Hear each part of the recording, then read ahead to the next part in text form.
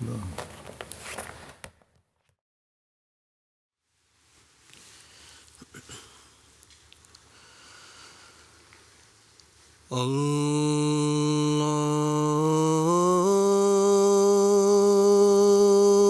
اکبر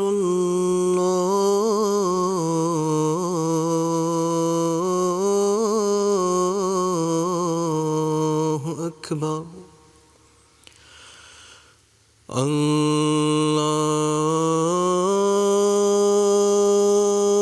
اللہ اکبر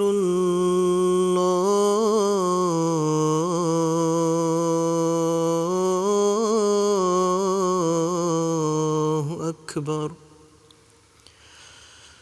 اشہد ان لا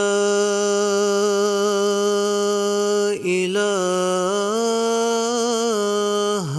الا اللہ اشہد ان لا الہ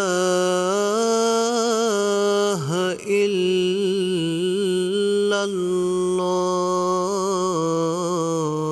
اللہ اشہد ان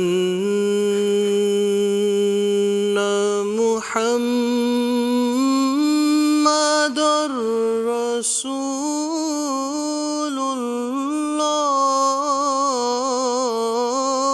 اللہ اشہد ان محمد رسول اللہ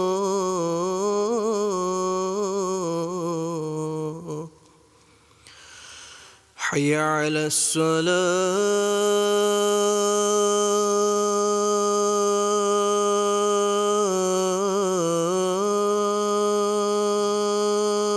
الصلاة حی علی الصلاة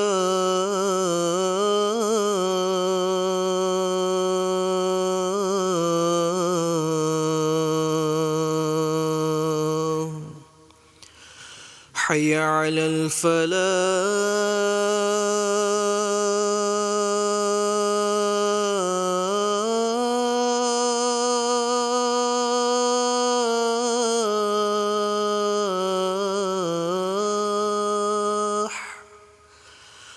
حی علی الفلاح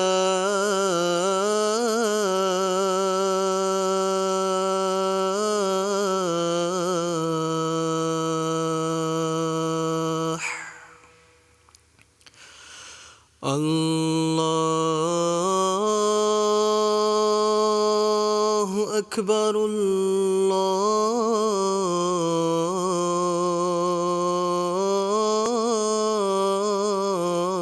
اللہ اکبر لا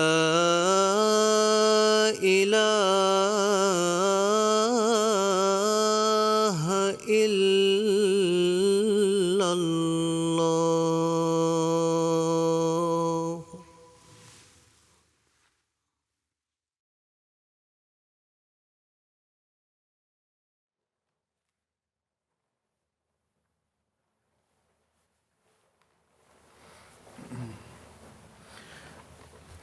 السلام علیکم ورحمۃ اللہ۔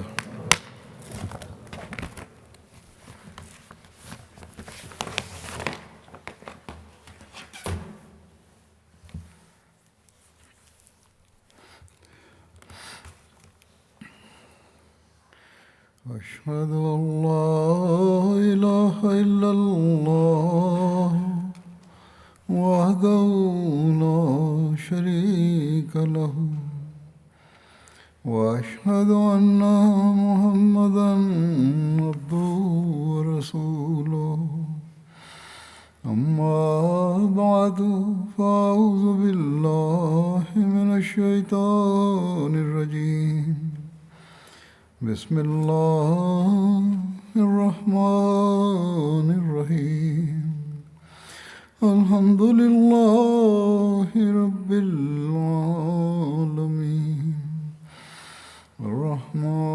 الرحمن الرحيم مالك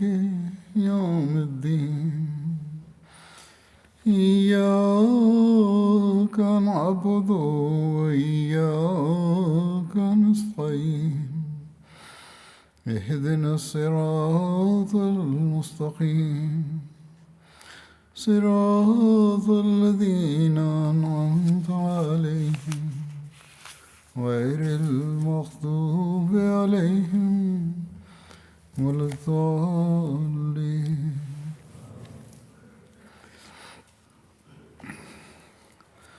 حضرت ابوبکر صدیق رضی اللہ عنہ کے زمانے میں جنگ یمامہ کا ذکر ہو رہا تھا. جنگ یمامہ کی تفصیل میں لکھا ہے کہ یمامہ یمن کا ایک مشہور شہر ہے. آج کل یہ علاقہ سعودی عرب میں واقع ہے. یمامہ ایک انتہائی سرسبز اور زرخیز علاقہ تھا. چنانچہ یمامہ کے بارے میں لکھا ہے کہ یمامہ خوبصورت ترین شہروں میں سے ایک شہر تھا اور اس میں مال، درخت اور کھجوریں بکثرت تھیں.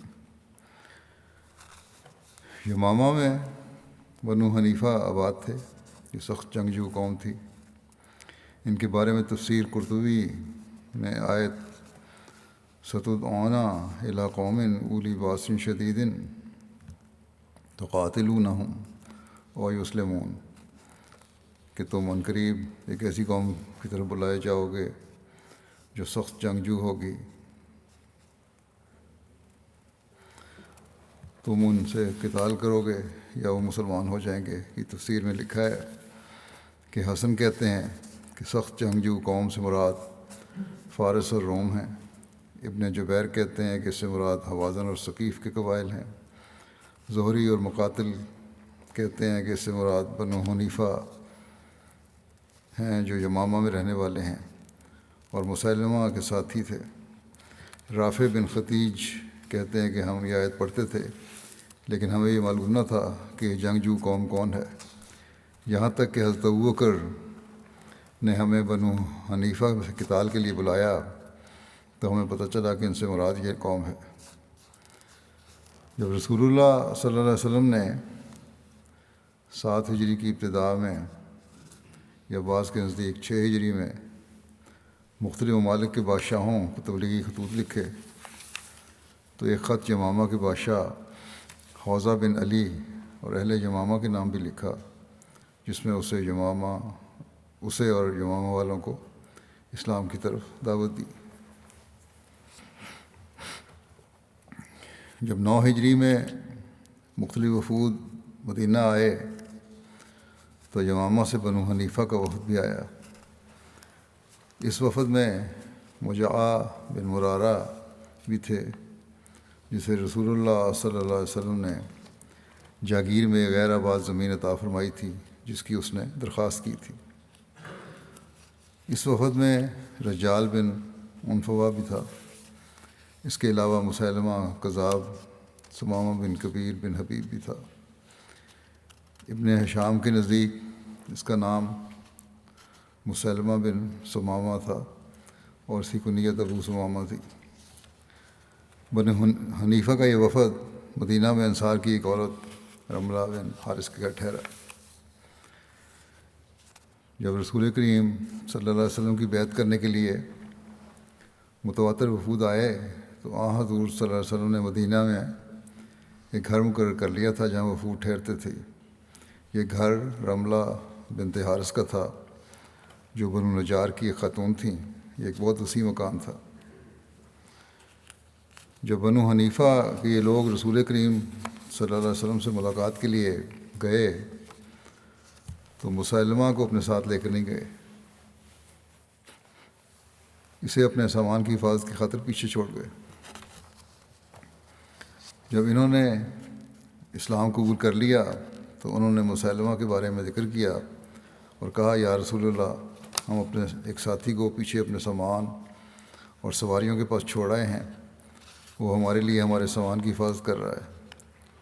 تو رسول اللہ صلی اللہ علیہ وسلم نے مسلمہ کے لیے بھی اسی قدر تحائف کا حکم دیا جس قدر لوگوں کو دینے کا ارشاد فرمایا تھا، اور فرمایا وہ مرتبے میں تم سے کمتر نہیں ہے کیونکہ وہ اپنے ساتھیوں کے سامان کی حفاظت کر رہا ہے.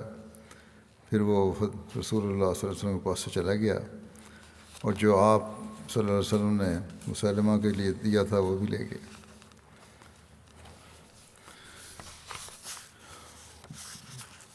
اس بیان کردہ روایت سے معلوم ہوتا ہے کہ مسلمہ کے علاوہ بنو حنیفہ کے وفد میں موجود تمام افراد کو رسول کریم صلی اللہ علیہ وسلم سے ملاقات رسول کریم صلی اللہ علیہ وسلم سے ملاقات ہوئی تھی، مگر بعض روایات ایسی بھی ملتی ہیں جن میں مسلمہ کی رسول کریم صلی اللہ علیہ وسلم ملاقات کا ذکر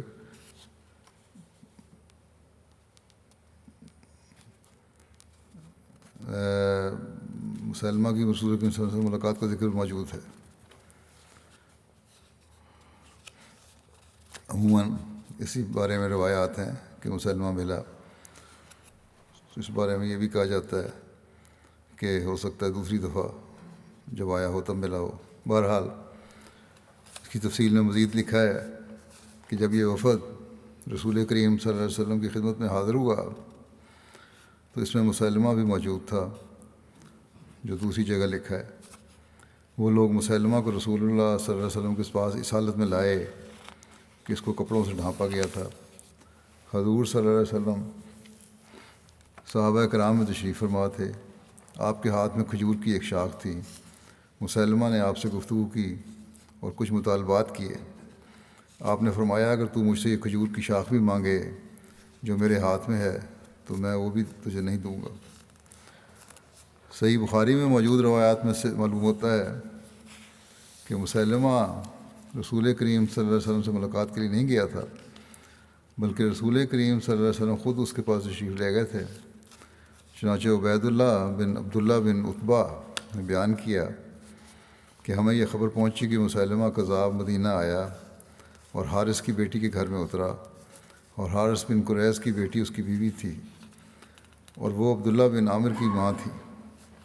رسول اللہ صلی اللہ علیہ وسلم اس کے پاس آئے اور آپ صلی اللہ علیہ وسلم کے ساتھ حضرت ثابت بن قیس بن شماس تھے، اور یہ رسول اللہ صلی اللہ علیہ وسلم کے خطیب کہلاتے تھے۔ اور رسول اللہ صلی اللہ علیہ وسلم کے ہاتھ میں ایک چھڑی تھی۔ آپ مسلمہ کے پاس کھڑے ہوئے اور اس سے گفتگو کی۔ مسلمہ نے آپ سے کہا کہ اگر آپ چاہیں تو ہمارے درمیان اس معاملے کے درمیان ہمیں چھوڑ دیں، پھر آپ اسے اپنے بعد ہمارے لیے مقرر کر دیں، یعنی نبوت کا معاملہ جو ہے اس کا جو فیصلہ ہو یا ہمیں مل جائے اس کے بعد آپ کے بعد نبوت، یہی اس کا مطالبہ تھا زیادہ بڑا۔ تو نبی کریم صلی اللہ علیہ وسلم نے فرمایا اگر تم مجھ سے چھڑی بھی مانگو تو میں تمہیں یہ نہیں دوں گا، اور میں تجھے وہی شخص سمجھتا ہوں جس کے بارے میں مجھے خواب دکھائی گئی ہے، جو مجھے دکھائی گئی، اور یہ ثابت بن قیس ہے، وہ میری طرف سے تمہیں جواب دے گا۔ پھر نبی صلی اللہ علیہ وسلم واپس تشریف لے گئے۔ اسی طرح ایک اور روایت میں ذکر ہے، حضرت ابن عباس نے بیان کیا کہ مسلمہ کذاب رسول اللہ صلی اللہ علیہ وسلم کے زمانے میں آیا اور کہنے لگا کہ اگر محمد صلی اللہ علیہ وسلم اپنے بعد مجھے جانشین بنائیں تو میں ان کی پیروی کروں گا۔ یہ کوئی وضاحت ہوتی ہے پہلی روایت کی۔ اور وہ وہاں اپنی قوم کے بہت سے لوگوں کے ساتھ آیا تھا۔ رسول اللہ صلی اللہ علیہ وسلم اس کے پاس آئے اور آپ صلی اللہ علیہ وسلم کے ساتھ حضرت قیس بن ثابت بن شماس تھے، اور رسول اللہ صلی اللہ علیہ وسلم کے ہاتھ میں کھجور کی ایک چھڑی تھی، یہاں تک کہ آپ مسلمہ کے سامنے جب کہ وہ اپنے ساتھیوں میں تھا کھڑے ہو گئے۔ آپ نے فرمایا اگر تو مجھ سے یہ چھڑی بھی مانگے تو میں تجھے یہ بھی نہیں دوں گا، اور تو اپنے متعلق ہرگز اللہ کے فیصلے سے آگے نہیں بڑھ سکتا، اور اگر تو نے پیٹھ پھیری تو اللہ تیری جڑ کاٹ دے گا، اور میں دیکھتا ہوں کہ تو وہی شخص ہے جس کے متعلق مجھے خواب میں بہت کچھ دکھایا گیا ہے، اور یہ ثابت ہیں یعنی ثابت بن قیس جو میری طرف سے تجھے جواب دیں گے۔ پھر آپ صلی اللہ علیہ وسلم اس کو چھوڑ کر واپس چلے گئے۔ یہ روایت بھی بخاری کی ہے۔ حضرت ابن عباس نے بیان کیا کہ میں نے رسول اللہ صلی اللہ علیہ وسلم کے اس ارشاد کے متعلق پوچھا کہ تم کو میں وہی شخص پاتا ہوں جس کے متعلق مجھے خواب میں وہ کچھ دکھایا گیا جو دکھایا گیا۔ حضرت ابو ہریرہ نے مجھ سے کہا رسول اللہ صلی اللہ علیہ وسلم نے فرمایا ایک بار میں سویا ہوا تھا اس اثناء میں نے اپنے ہاتھ میں سونے کے 2 کنگن دیکھے۔ ان کی کیفیت، یہ خواب کا ذکر ہو رہا ہے، ان کی کیفیت نے مجھے فکر میں ڈال دیا۔ آپ صلی اللہ علیہ وسلم نے فرمایا ان کے ہاتھ میں کنگن دیکھے، اس کیفیت نے مجھے فکر میں ڈالا۔ پھر مجھے خواب میں وحی کی گئی کہ میں ان پر پھونکوں، چنانچہ میں نے ان پر پھونکا اور وہ اڑ گئے۔ میں نے ان کی تعبیر 2 جھوٹے شخص سمجھے جو میرے پاس ظاہر ہوں گے۔ راوی عبید اللہ نے کہا ان میں سے ایک وہ انسی ہے جس کو فیروز نے یمن میں مار ڈالا، اور دوسرا مسلمہ کذاب ہے۔ یہ بھی بخاری کی روایت ہے۔ بہرحال مندرجہ والا روایات سے یہی لگتا ہے کہ مسلمہ کذاب 1 سے زیادہ مرتبہ مدینہ آیا تھا۔ ایک مرتبہ اس وقت جب اس کے وفد والے اسے سامان کی حفاظت کے لیے پیچھے چھوڑ گئے تھے اور اس کی ملاقات رسول کریم صلی اللہ علیہ وسلم سے نہ ہو سکی تھی، اور دوسری مرتبہ وہ اس وقت مدینہ آیا تھا جب اس کی ملاقات رسول کریم صلی اللہ علیہ وسلم سے ہوئی تھی، اور جس میں اس نے رسول کریم صلی اللہ علیہ وسلم سے جانشین بننے کا مطالبہ کیا تھا۔ اس حوالے سے صحیح بخاری کی شرح فتح الباری میں لکھا ہے کہ ممکن ہے کہ مسلمہ 2 دفعہ مدینہ آیا ہو۔ پہلی دفعہ اس وقت جب بنو حنیفہ کا رئیس اس کے بجائے کوئی اور تھا، یعنی اس وقت وہ اپنے قبیلے کا رئیس نہیں تھا، کوئی اور تھا، اور یہ اس کا تابع تھا۔ اسی وجہ سے اسے سامان کی حفاظت کے لیے پیچھے چھوڑ گئے تھے۔ اور دوسری مرتبہ وہ اس وقت آیا جب لوگ اس کے تابع تھے، اور اس وقت ہی نبی کریم صلی اللہ علیہ وسلم سے اس کی گفتگو ہوئی تھی۔ یا یہ بھی ممکن ہے کہ یہ ایک ہی واقعہ ہو اور وہ اپنی مرضی سے اپنی حمیت اور اس بات پر تکبر کرتے ہوئے کہ وہ نبی کریم صلی اللہ علیہ وسلم کی مجلس میں حاضر ہو، سامان کے پاس رک گیا ہو، لیکن نبی کریم صلی اللہ علیہ وسلم نے تالیف قلب کی عادت کی وجہ سے اس سے عزت کا سلوک کیا۔ پھر حدیث میں یہ بھی ذکر ہے کہ وہ ایک بڑی تعداد کے ساتھ آیا تھا۔ کہا جاتا ہے کہ وہ 17 لوگوں کے ساتھ آیا۔ یہ بات بھی مسلمہ کے 1 سے زائد دفعہ مدینہ آنے کی دلیل ہے۔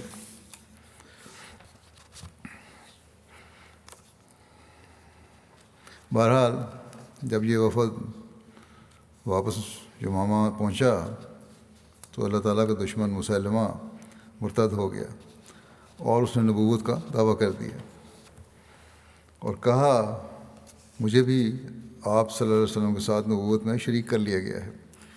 کیا جب تم نے رسول اللہ کے پاس میرا ذکر کیا تھا تو انہوں نے یہ نہیں کہا تھا کہ وہ مکان و مرتبہ کے اعتبار سے تم سے برا نہیں ہے؟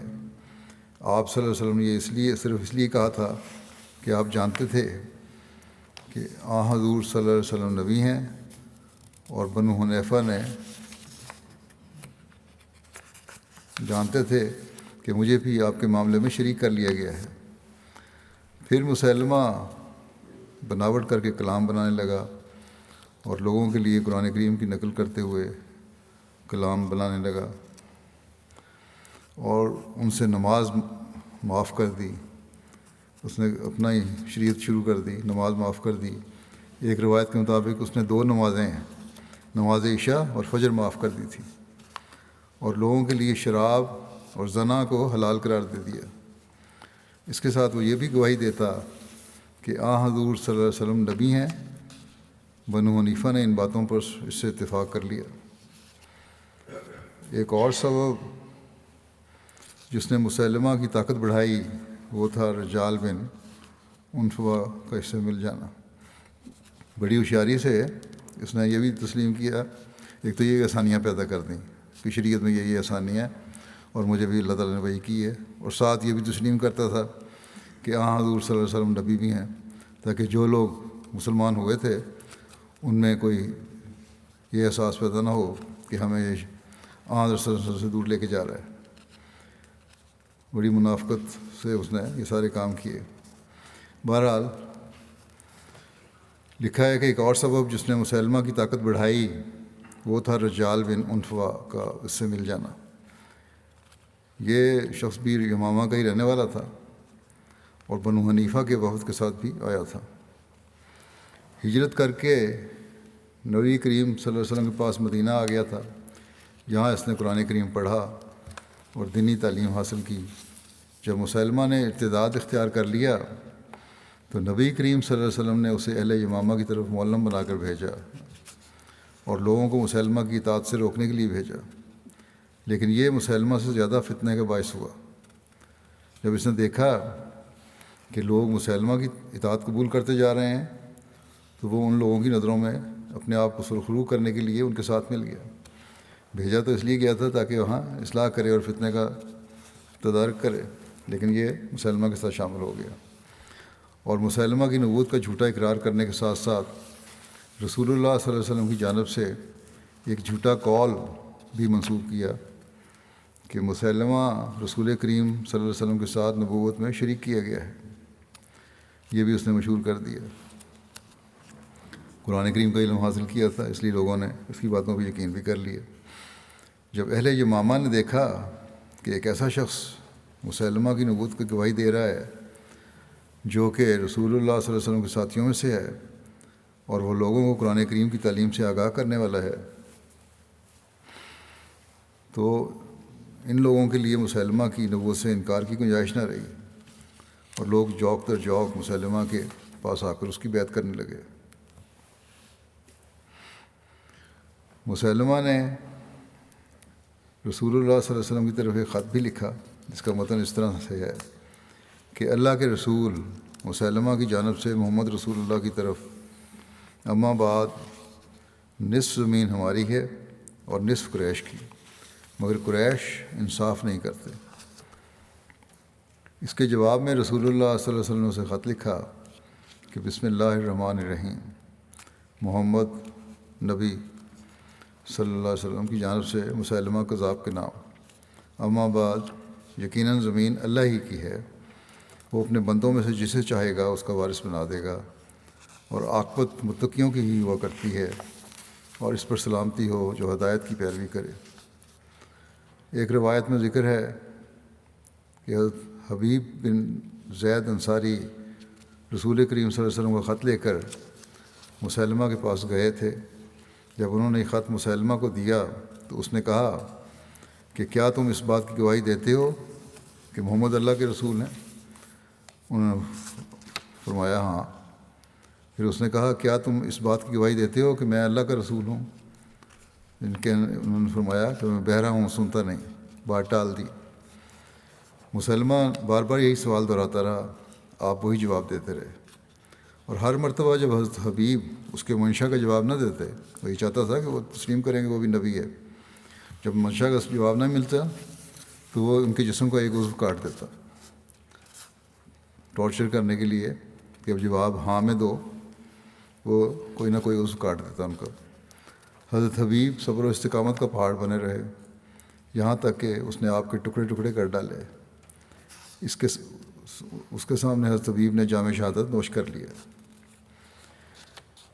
مسلمہ نے یمامہ میں علم بغاوت بلند کر دیا تھا۔ اب یہ صرف نبوت کا دعویٰ نہیں ہے بلکہ ظلم بھی ہے، کس طرح اس نے اپنے آپ کو نبی نہ ماننے والوں سے سلوک کیا۔ مسلمہ نے یمامہ میں علم بغاوت بلند کر دیا اور یمامہ میں سے رسول اللہ صلی اللہ علیہ وسلم کے عامل حضرت ثمامہ بن اسال کو نکال دیا۔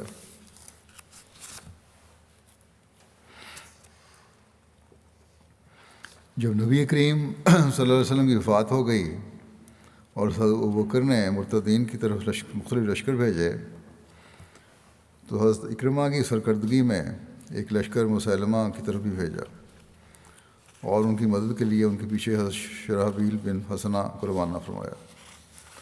حضرت ابوبکر نے حضرت اکرمہ کو یہ تاکید فرمائی کہ شرحبیل کے پہنچنے سے پہلے مسلمہ سے لڑائی نہ چھیڑنا، مگر حضرت اکرمہ نے جلد بازی سے کام لیا اور حضرت شرحبیل کے پہنچنے سے پہلے ہی اہل یمامہ پر حملہ کر دیا تاکہ کامیابی کا صحرا ان کے سر آئے، مگر وہ مصیبت میں پھنس گئے اور انہیں شکست کا سامنا کرنا پڑا۔ مسلمہ کی فوج بہت بڑی تھی۔ حضرت شرحبیل کو جب اس واقعہ کی خبر ملی تو وہ راستے میں ہی رک گئے اور حضرت اکرمہ نے حضرت ابوبکر کی طرف اس واقعہ کے متعلق لکھا تو حضرت ابوبکر نے ان کو لکھا کہ میں تمہاری صورت نہیں دیکھوں گا اور نہ تم مجھے دیکھنا، کہ انہیں ہدایت کی نافرمانی کی ہے جو میں نے تمہیں کہا تھا، یہاں لوٹ کر مت آنا، مبادہ لوگوں میں مزدلی پیدا ہو۔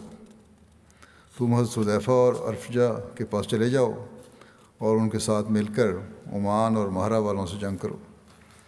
مہرہ بھی عرب کے جنوب میں مشرقی سال پر بحر ہند کے کنارے ایک علاقہ ہے۔ اور پھر وہاں سے اپنی فوج کے ہمراہ یمن اور حضر موت میں جانا، وہاں جا کر اسلامی لشکر سے جا ملنا۔ حضر موت بھی یمن کے مشرق میں ایک مملکت ہے جن کی جنوبی سرحد پر سمندر ہے۔ ایک اور روایت میں حضرت ابوبکر کے خط کے الفاظ اس طرح سے ملتے ہیں کہ استادی جانتے نہیں، شاگردی سے گھبراتے ہو۔ اتنا تمہیں پتہ نہیں صحیح طرح جنگوں کے جو طریقے سلیقے ہوتے ہیں، جو ماہر ہونا چاہیے جتنا اتنے ہو نہیں تم، اور سیکھنے سے گھبراتے ہو۔ جس دن تم مجھے ملو گے دیکھو تمہیں تمہارے سے کیسا سلوک کرتا ہوں۔ تم اس وقت تک کیوں نہ ٹھہرے کہ شرحبیل آ جاتے اور ان کی مدد اور تعاون سے جنگ کرتے۔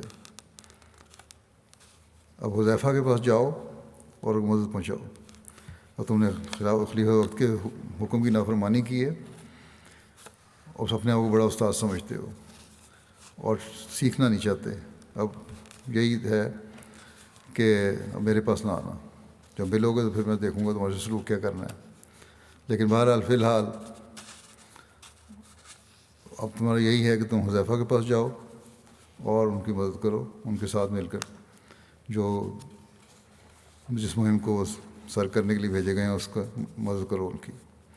اگر ان کو تمہاری پشت پناہی کی ضرورت نہ ہو تو یمن اور حضرت موت چلے جاؤ اور مہاجر بن امیہ کی مدد کرو۔ حضرت ابوبکر نے مہاجر بن امیہ کو کندہ قبیلے کے مقابلے کے لیے حضرت موت میں بھجوایا ہوا تھا۔ حضرت ابوبکر نے حضرت شرحبیل کو کسی دوسرے حکم کے آنے تک وہیں ٹھہرنے کا حکم دیا۔ پھر حضرت خالد بن ولید کو یمامہ کی طرف بھیجنے سے پہلے شرحبیل کو لکھا کہ جب خالد تمہارے پاس آئیں اور یمامہ کی مدد سے فارغ ہو جاؤ تو قضاء کا رخ کرنا اور حضرت عمر بن عاص کے ساتھ ہو کر قضاء کے ان باغیوں کی خبر لینا جو اسلام لانے سے انکار کریں اور ان کی مخالفت میں کمر بستہ ہوں، اور اس کی مخالفت پر کمر بستہ ہوں۔ صرف انکار نہیں ہے بلکہ مخالفت بھی ہے۔ حضرت شرحبیل نے بھی حضرت ابوبکر کی ہدایت کے برعکس حضرت اکرمہ کی طرح جلد بازی سے کام لیا اور حضرت خالد کے ان تک پہنچنے سے پہلے ہی مسلمہ سے لڑائی شروع کر دی، مگر انہیں بھی شکست کا سامنا کرنا پڑا، جس پر حضرت خالد نے ان سے ناراضگی کا اظہار فرمایا۔ حضرت ابوبکر نے حضرت خالد کی مدد کے لیے حضرت سلید کی قیادت میں مزید کمک بھی روانہ فرمائی تاکہ وہ ان کے عقب کی حفاظت کریں۔ حضرت ابوبکر نے حضرت خالد کو مسلمہ کی طرف بھیجا اور ان کے ساتھ مل کر جنگ کرنے کے لیے مہاجرین اور انصار کی ایک جماعت بھی روانہ فرمائی۔ حضرت ابوبکر نے انصار پر حضرت ثابت بن قیس اور مہاجرین پر حضرت حذیفہ، ابو حذیفہ اور زید بن خطاب کو امیر مقرر فرمایا، اور اس طرح جتنے قبائل تھے ان میں سے ہر قبیلے پر ایک آدمی کو نگران بنایا۔ حضرت خالد بطاح مقام پر اس لشکر کی آمد کا انتظار کر رہے تھے۔ بطاح بنی تمیم کے علاقے میں ایک جگہ ہے۔ بہرحال جب یہ سب حضرت خالد کے پاس پہنچ گئے تو وہ یمامہ کی طرف روانہ ہوئے۔ بنو حنیفہ اس دن بہت زیادہ تھے، ان کی تعداد 40,000 جنگجوؤں پر مشتمل تھی۔ جب یمامہ کے لوگ جو مسلمہ کے ساتھ تھے ان کی تعداد 40,000 تھی، یہ ایک روایت کے مطابق ان کی تعداد 1,00,000 یا اس سے بھی زیادہ تھی، جبکہ مسلمان 10,000 سے زائد تھے۔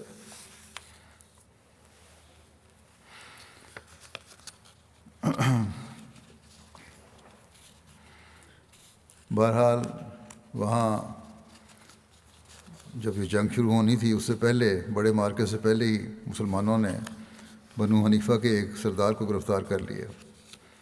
چنانچہ ایک روایت میں ذکر ہے کہ مجاع بن مرارہ جو کہ بنو حنیفہ کا ایک سردار تھا، ایک گروہ کے ساتھ باہر نکلا تو مسلمانوں نے اسے اور اس کے ساتھیوں کو پکڑ لیا۔ حضرت خالد نے اس کے ساتھیوں کو قتل کر دیا اور مجاہ کو زندہ رکھا، کیونکہ بنو حنیفہ بھی اس کی بہت عزت تھی۔ اس کی مزید تفصیل یہ ہے کہ حضرت خالد جب عارض مقام پر اترے تو انہوں نے 200 گھڑ سوار آگے بھیجے اور فرمایا جو لوگ بھی تمہیں ملیں انہیں پکڑ لینا۔ وہ گھڑ سوار روانہ ہوئے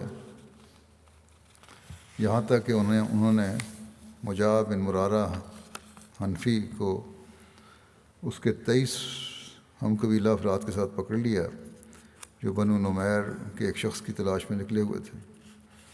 وہ باہر نکلے تھے اور انہیں خالد کے آنے کا علم نہیں تھا۔ مسلمانوں نے ان سے پوچھا کہ تم لوگ کون ہو؟ انہوں نے کہا ہم بنو حنیفہ سے ہیں۔ مسلمانوں نے سمجھا کہ وہ خالد کی طرف مسلمہ کے ایلچی ہیں۔ جب صبح ہوئی اور لوگ آمنے سامنے ہوئے تو مسلمان ان لوگوں کو لے کر حضرت خالد کے پاس آئے۔ حضرت خالد نے جب انہیں دیکھا تو انہوں نے بھی یہی سمجھا کہ وہ لوگ مسلمہ کے ایلچی ہیں۔ آپ نے ان سے پوچھا کہ اے بنو حنیفہ، تم اپنے صاحب یعنی مسلمہ کے بارے میں کیا کہتے ہو؟ انہوں نے گواہی دی کہ وہ اللہ کا رسول ہے۔ حضرت خالد نے مجاہ سے پوچھا تم کیا کہتے ہو؟ اس نے جواب دیا بخدا میں تو بنو نمیر کے ایک شخص کی تلاش میں نکلا تھا جس نے ہمارے قبیلہ میں قتل کیا تھا، اور میں مسلمہ کے قریبیوں میں سے نہیں ہوں۔ بہرحال اس وقت خوف سے اسی وجہ سے وہ مکر گیا اپنی بات سے۔ میں رسول اللہ صلی اللہ علیہ وسلم کی خدمت میں حاضر ہوا تھا اور میں نے اسلام قبول کیا تھا اور ابھی بھی اسی حالت پر ہوں۔ باقی لوگ بھی لائے گئے۔ حضرت خالد نے ان سب کو قتل کروا دیا، یہاں تک کہ جب ساریہ بن مسلمہ بن عامر باقی رہ گیا تو اس نے کہا اے خالد، اگر تم اہل یمامہ کے بارے میں کوئی خیر یا شر چاہتے ہو تو مجاہ کو زندہ رکھو، کیونکہ یہ جنگ اور امن کے ایام میں تمہارا مددگار ہوگا۔ اور مجاہ ایک سردار تھا، آپ نے اسے قتل نہیں کیا۔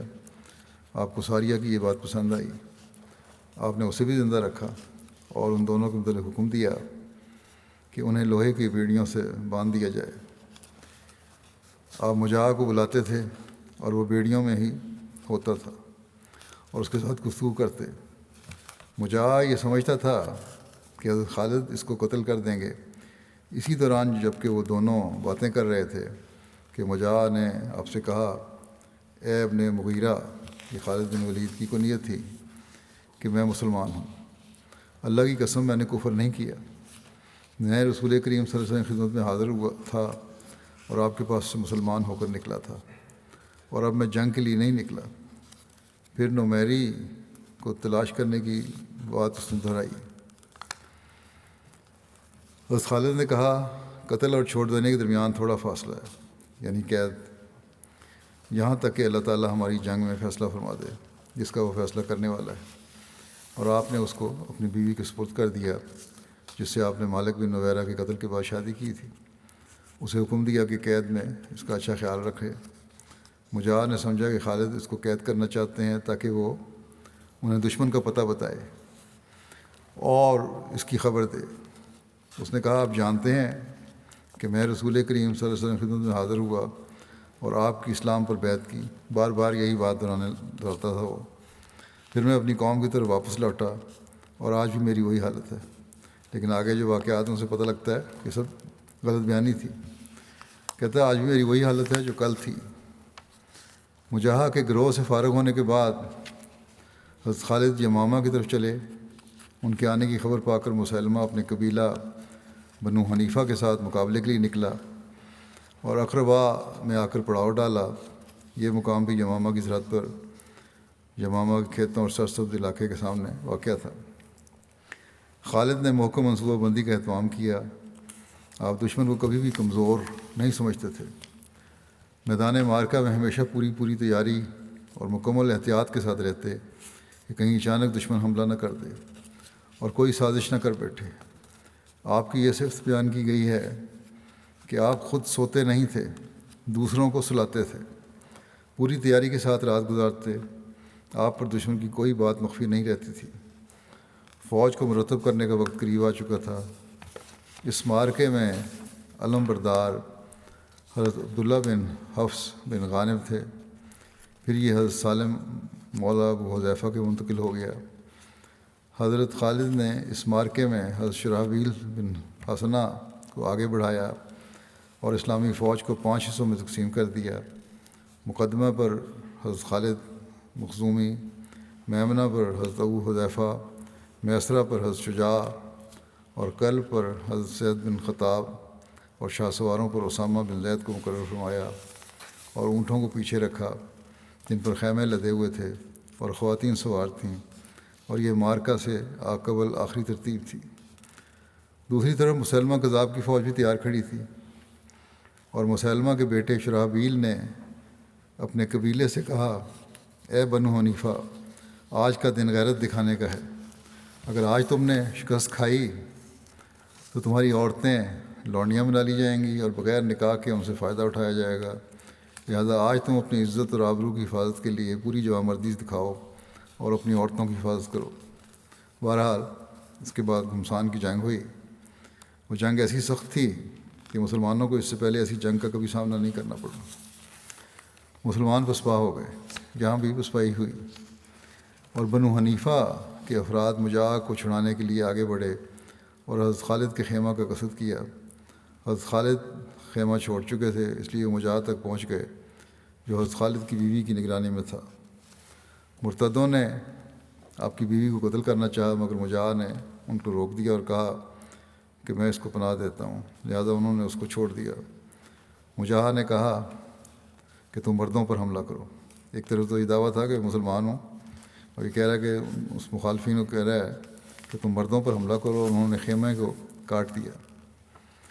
لشکر اسلام کے پیچھے ہٹنے کے باوجود حضرت خالد بن ولید کے عزم و ثبات اور جرأت اور استقلال میں ذرا بھی لغزش نہ آئی، اور انہیں ایک لمحے کے لیے بھی اپنی شکست کا خیال پیدا نہ ہوا۔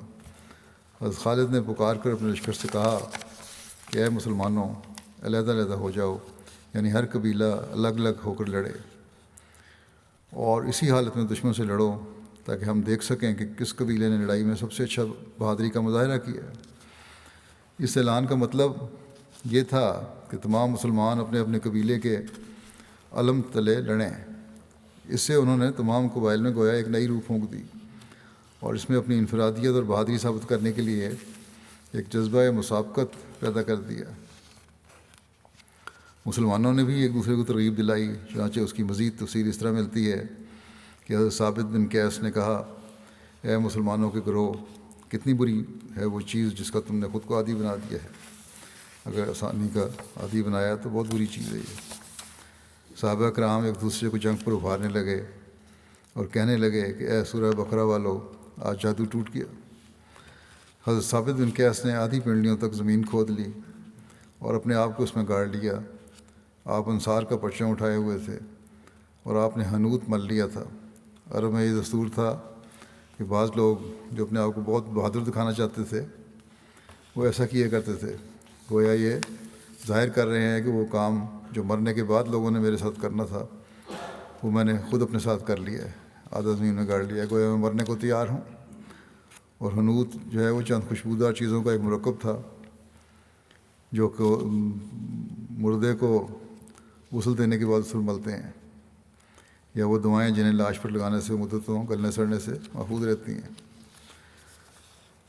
بہرحال کہتے روایت ہے کہ انہوں نے کفن باندھ لیا اور دشمن کے مقابلے میں ثابت قدم رہے یہاں تک کہ جام شہادت نوش کیا۔ یہ اس کی تفصیل ابھی مزید ہے، انشاءاللہ آئندہ ذکر ہوگا۔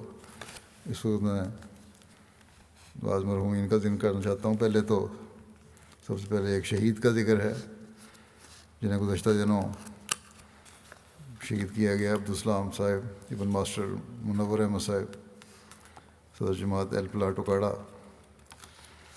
ان کو 17 مئی کو شہید کیا گیا تھا۔ 35 سال ان کی عمر تھی۔ ایک معاند اہمیت نے خنجر سے وار کر کے آپ کو شہید کیا۔ انا للہ و انا الیہ راجعون۔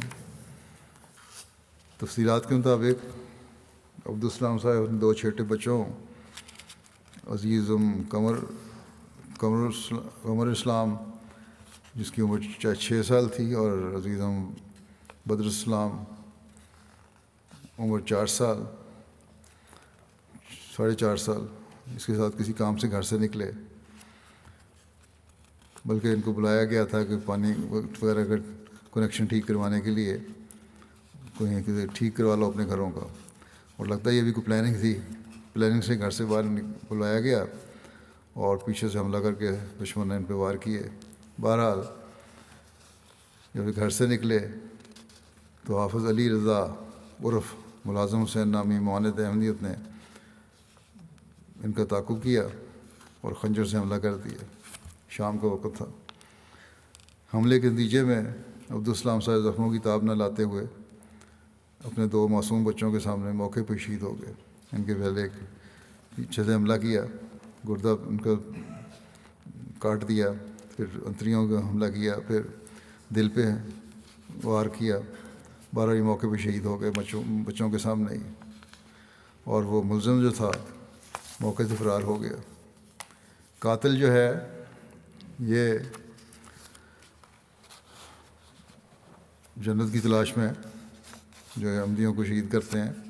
مقامی مدرسہ جو ہے جامعہ امینیہ فریدیہ ایل پلاٹ ضلع اوکاڑا، اس کا طالب علم تھا، اور واقعے سے 2 دن قبل ہی مدرسے کا حفظ کا کورس مکمل کر کے فارغ ہوا تھا۔ مدرسے کی طرف سے جو اختتامی تقریب ہوئی اس میں مدرسے کے منظم مولوی نے اپنی تقریر میں کہا تھا پاس ہونے والے طالب علموں کو، تقریب تو ہو رہی ہے حفظ کلاس کی، کہ جماعت احمدیہ کے خلاف تم لوگوں کو کارروائی کرنی چاہیے۔ خوب اشتہار دلایا اور انتہائی اقدامات کی تحریک بھی کی۔ بہرحال یہ جس ذریعے سے لوگوں کو جنت دلوانا چاہتے ہیں، یہ خود بھی جہنم کے راستے تلاش کر رہے ہیں اور لوگوں کو بھی جہنم حاصل کرنے کی کوشش کر رہے ہیں۔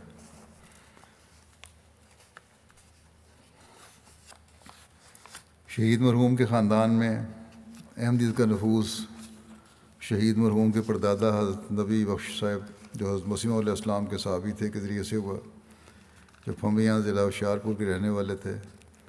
شہید کے دادا مکرم محمد صدیق صاحب پیدائشی احمدی تھے۔ یہ لوگ پھر پاکستان قیام کے بعد یہ لوگ اکاڑا میں آ گئے۔ شہید مرحوم جو تھے انہوں نے میٹرک تک پڑھائی کی، سیکنڈری اسکول تک، پھر ذمہ دارہ کر رہے تھے۔ وقف نو کی بابرکت تاریخ میں بھی شامل تھے۔ ان کی والدہ کا بھی بیان ہے، اور کہ وہ انہوں نے جب کہتی تھیں ان کو کہ تم بھی وقف نو ہو، 2 بھائی تمہارے مربی بن گئے ہیں، تم نہیں بنے، تو جواب دے دیتے کہ میں ان کی خدمت کر رہا ہوں، اللہ تعالیٰ میری اس خدمت کو بھی کچھ قبول کر ہی لے گا، اور جو میں کام کر رہا ہوں باقی خاندان کے لیے، گھر کے لیے، کیونکہ سارا گھر انہوں نے سنبھالا ہوا تھا ذمہ داری سے اور اپنے کام سے، مالی لحاظ سے بے فکر کیا ہوتا سب کو۔ اس وقت بحیثیت قائد خدام الاحمدیہ خدمت کی توفیق پا رہے تھے، اور اللہ تعالیٰ کے فضل سے نظام وصیت میں بھی شامل تھے۔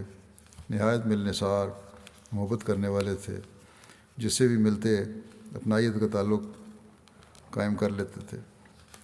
غیر احمدی بھی یہی کہہ رہے تھے کہ بہت ظلم ہوا ہے، جو ان کے واقف کار تھے، لیکن دہشت گرد ملا کے سامنے بولنے کی کسی کو ضرورت نہیں ہے، بالکل گونگی شرافت ہو چکی ہے پاکستان میں۔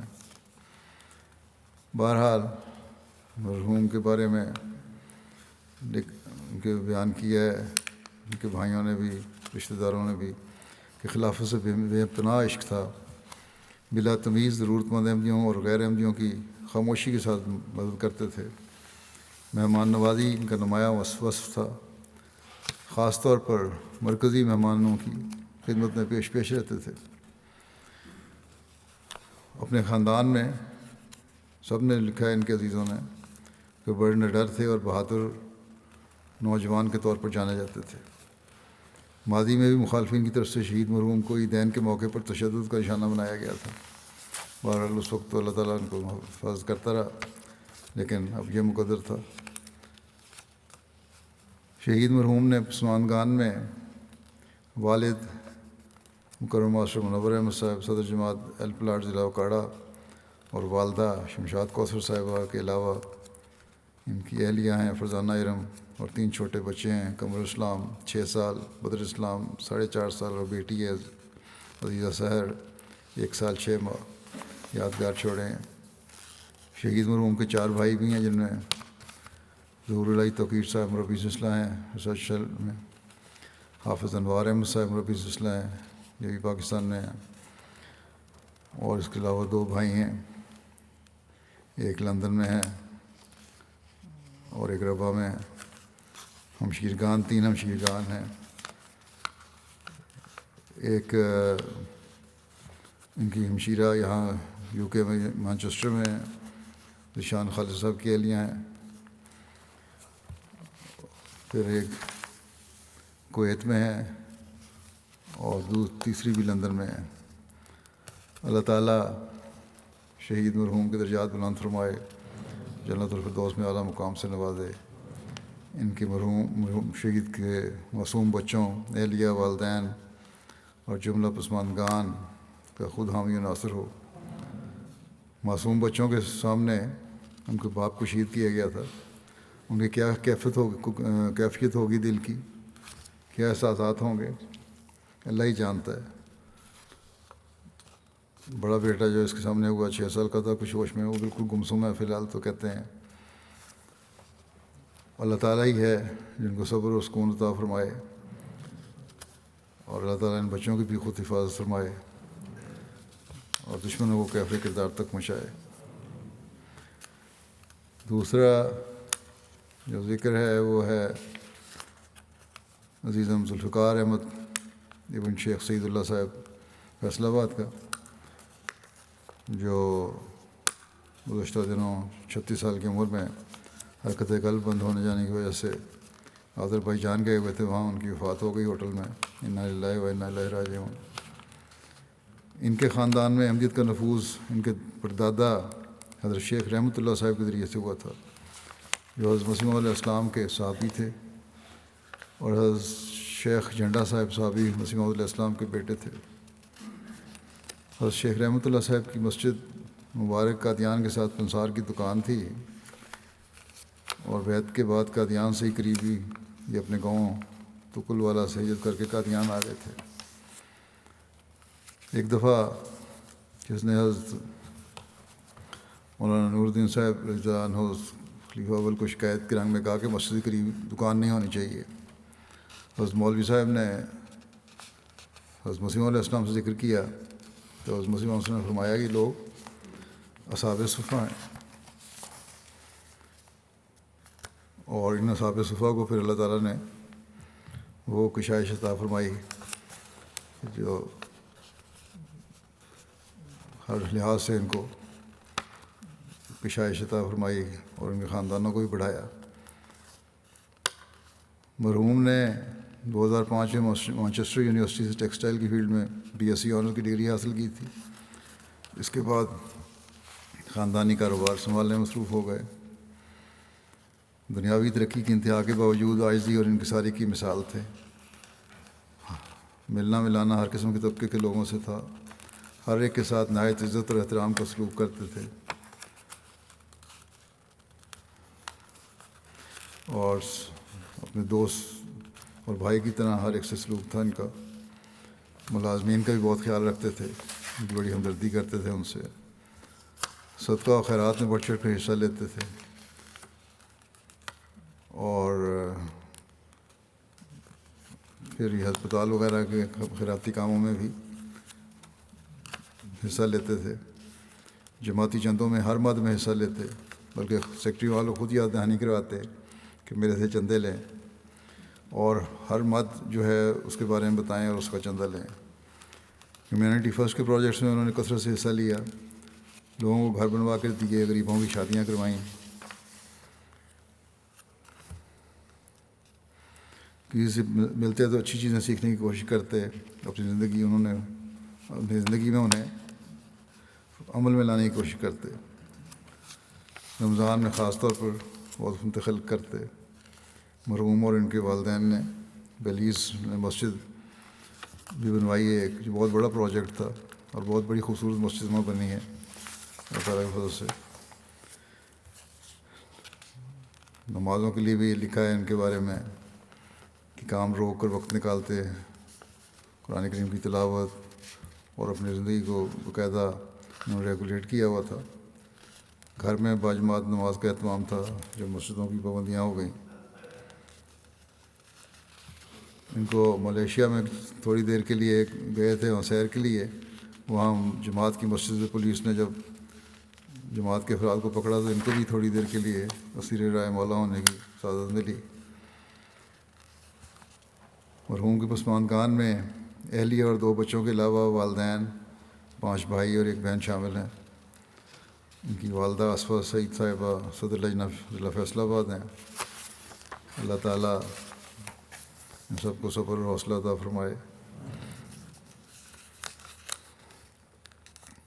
ڈاکٹر حامد محمود صاحب ان کے بارے میں لکھتے ہیں کہ احمدیت اور خاص کر خلافت سے لگاؤ اور پیار کا تعلق تھا۔ اپنے سماجی، سیاسی اور انتظامی تعلقات سے لوگوں کی مدد کوشش کرتے، اور جن کو مدد کی ضرورت ہوتی بڑھ چڑھ کر ان کی خدمت کرنا اپنا فرض سمجھتے تھے۔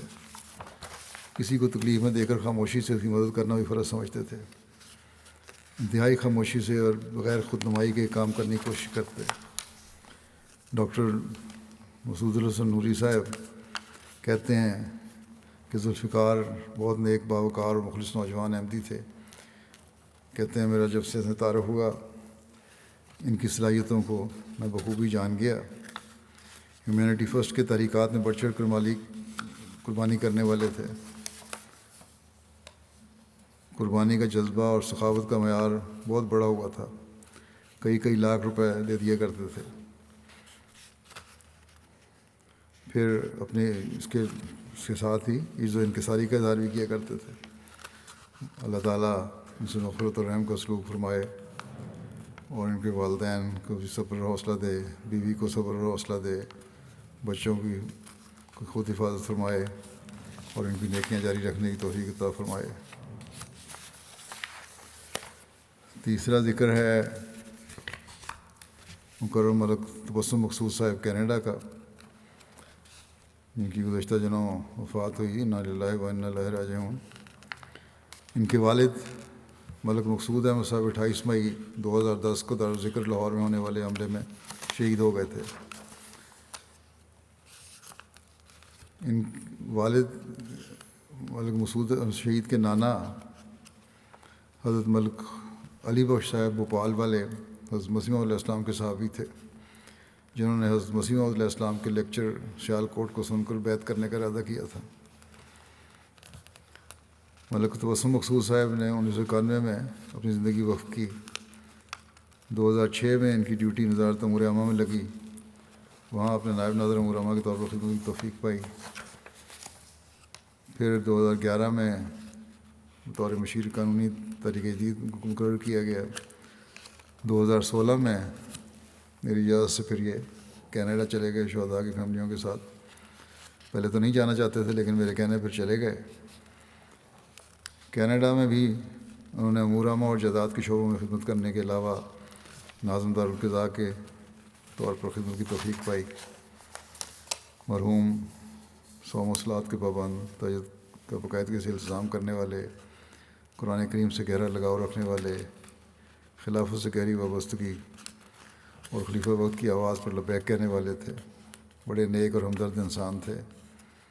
ان کے پسماندگان میں والدہ اور اہلیہ کے علاوہ 1 بیٹا اور 3 بیٹیاں شامل ہیں۔ ان کے ایک بیٹے ڈاکٹر اطہر، اکلوتے بیٹے ہیں ان کے، ڈاکٹر اطہر احمد وقف زندگی ہیں، اور ان کے داماد عمر فاروق صاحب بھی مربی سلسلہ ہیں۔ مرحوم ملک طاہر احمد صاحب امیر جماعت ضلع لاہور کے بھانجے تھے۔ ان کی بیٹی لکھتی ہیں رضیہ تبسم کہ ایک دفعہ رات کو یہ تبلیغ کا ان کو بڑا شوق تھا، رات کو تبلیغ کرنے کے لیے نکلے، وہاں ان پر لڑکوں نے حملہ کر دیا۔ بہرحال ان سے بچ بچا کے نکلے، لیکن اس لڑائی میں ایک موقع ان کی آنکھ پہ لگا اور بڑی مشکلوں سے آنکھ زخمی ہو گئی، بڑی مشکل سے گھر پہنچے، لیکن کسی کو بتایا نہیں۔ کئی سالوں کے بعد جب آنکھ میں دوبارہ تکلیف ہوئی، ڈاکٹر کو دکھایا تو اس نے کہا یہ پرانی کسی چوٹ کا اثر ہے۔ تب انہوں نے بتایا کہ اس طرح یہ واقعہ ہوا تھا، اور بہرحال اس بات کو خوش تھے کہ میری بینائی کی کمزوری حضرت مسیح علیہ السلام کو پیغام پہنچانے کی وجہ سے ہوئی ہے۔ ملک طاہر احمد صاحب لکھتے ہیں کہ تبسم مقصود بچپن سے ہی نیکی کا رجحان رکھتے تھے، ذیلی تنظیموں اور پھر جماعتی نظام کے تحت خدمت بجا لاتے رہے۔ خلافت سے گہری وابستگی اور نظام جماعت کی اطاعت ان کا شعار رہا۔ بے انتہا منکسر المزاج اور اللہ پر توکل کرنے والے تھے۔ بچوں کی نہایت اعلیٰ درجہ تربیت کی اور ان کو خلافت اور نظام جماعت سے پختہ تعلق قائم کرنے کے لیے بہت کوشش کی۔ حافظ محمد اکرم قریشی صاحب جو نائب وکیل ملسانی ہیں کہتے ہیں کہ میرا ان سے پرانا تعلق ہے، ہمسائیگی کا بھی تعلق رہا۔ بڑے مخلص، وفا شعار، ہمدرد، خدمت خلق کے جذبے سے ہر دم معمور، خلافت کے شہدائی تھے۔ خدا تعالیٰ کی ذات پر انہیں کامل یقین تھا۔ ایک بار میں نے دیکھا کہ کسی شخص کو عرفان الہی کے متعلق سمجھا رہے تھے، تو میں نے دیکھا ہے خدا تعالیٰ کی محبت اور اس کی عظمت کی وجہ سے ان کی آنکھوں سے آنسو نوار تھے۔ پھر یہ لکھتے ہیں کہ ان کے ساتھ کام کرنے والے کارکن نے مجھے بتایا کہ مجھے کہا کرتے کہ میری نصیحت ہے کہ کوئی کیا کرتا ہے یہ مت دیکھو، کسی کی مت سنو، بس اپنے ایمان کو بچاؤ، خلافت کا دامن مت چھوڑنا، اس کے علاوہ کہیں امن نہیں۔ خدام الانبیاء کے زمانے میں ہی جماعت کے ساتھ نہایت گہرا تعلق اور اپنے جان، مال، وقت اور عزت کے ساتھ ہر دم پیش تھے۔ پھرتیلے جوان تھے، چاقو چوبند تھے، جسم مضبوط تھا، لمبا قد تھا، سپورٹس مین تھے، اور تم اس طرح صلاحیتیں ساری جو تھیں جماعت کی خدمات کے لیے صرف کرتے تھے۔ چھوٹی عمر میں ہی سپریم کورٹ کی پریکٹس کا لائسنس بھی ان کو مل گیا۔ مختلف نوعیتی کاموں کی انجام دہی کا غیر معمولی تجربہ اور صلاحیت تھی، اور دنیا کے سفر بھی کیے ہوئے تھے۔ یہ نہیں کہ صرف اپنے حالات میں ہی رہتے تھے، لیکن ہمیشہ عاجزی تھی، کبھی خود پسندی نہیں ان میں پیدا ہوئی، کوئی تفاخر نہیں تھا۔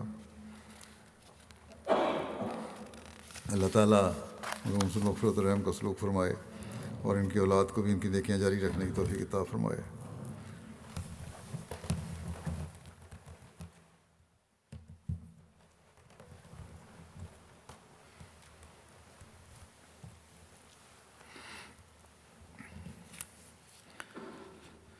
الحمد لله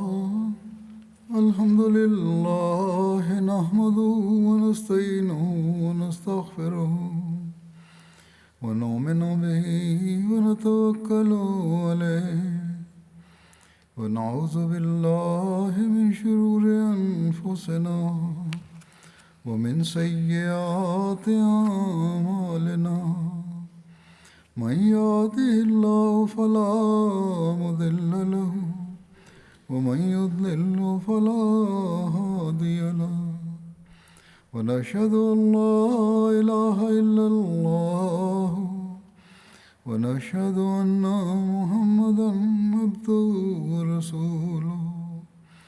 عباد الله رحمكم الله، إن الله يأمر بالعدل والإحسان وإيتاء ذي القربى وينهى عن الفحشاء والمنكر والبغي، يعظكم لعلكم تذكرون۔ اذكروا الله يذكركم وادعوه يستجب لكم، ولذكر الله أكبر۔